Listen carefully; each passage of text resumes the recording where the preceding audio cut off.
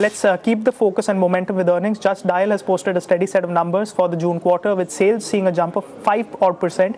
The board too has approved a buyback of up to 84 crores, which constitutes 9.99% of the company's free reserves. To shed more light on this, joining us on the show is founder and CEO of the company, Mr. VSS Mani. Mr. Mani, good to have you on the show. Thank you for joining in. What has worked and what has not for this quarter? Let's go through that first, then we'll go into other modalities.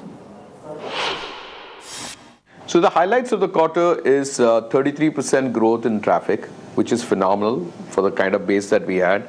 So which means that our big thumbs up for our marketing campaign that we have ran in the last quarter. The second is the app downloads have grown by 250%, which is also good news for us. And if you look at the revenue, the way you read into the revenue is the growth. It says 7.7%. It's actually 11.7% because the previous year, same quarter, we had omni revenue. So on a like-to-like basis, it's 11.7% growth. Considering the fact that there has been so much upheaval among the small, medium businesses, they got affected by demonetization. I think this is a fantastic bounce back for us as far as revenue is concerned. And despite spending about 22 crores of rupees in advertising, that we have kept our margins intact on a quarter-on-quarter basis. In fact, we have done a 4% growth if you look at it on a quarter-on-quarter basis, despite advertising, because we have ESOP expenditure, which has slightly dented the profit, which is a non-cash item, as you know. And so those are good things. So overall, we are pretty kicked about this thing, and we continue to grow our traffic. As you know, for a search engine, it's important to grow the traffic, and the monetization follows. So our focus is going to be, as we move forward for the coming quarters, this growth rate of traffic continues, and we will monetize effectively. Right. Mr. Mani, the pace of top-line growth has significantly shrunk over the period. I mean, from almost 25% to around 5% now. When do we see a reversal or a resumption of that 25% growth rate back on track? Do we see it in the near term, or will it take longer? I think the good sign is the traffic growing. Traffic growing means the top line will also grow with it. So monetization will follow soon. There has been a stagnation in traffic growth in the past, so that has been addressed by this new strategy of ours, and that's paying off.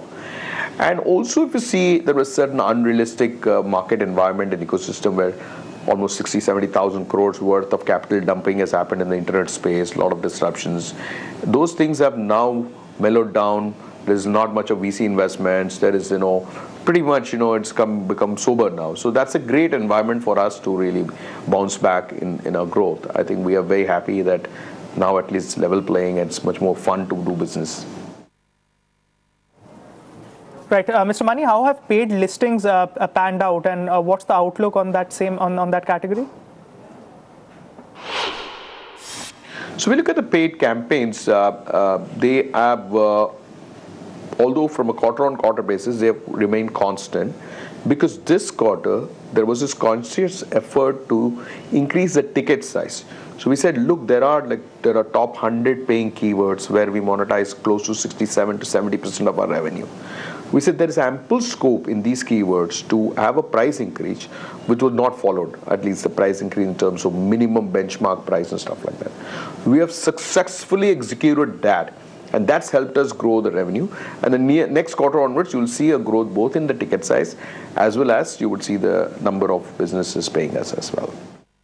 Mr. Mani, take us to the performance of JD Pay. I mean, I understand the billing is about 500 to 600 crores as of this point. So how has that done, and what's the outlook on JD Pay as well from here on?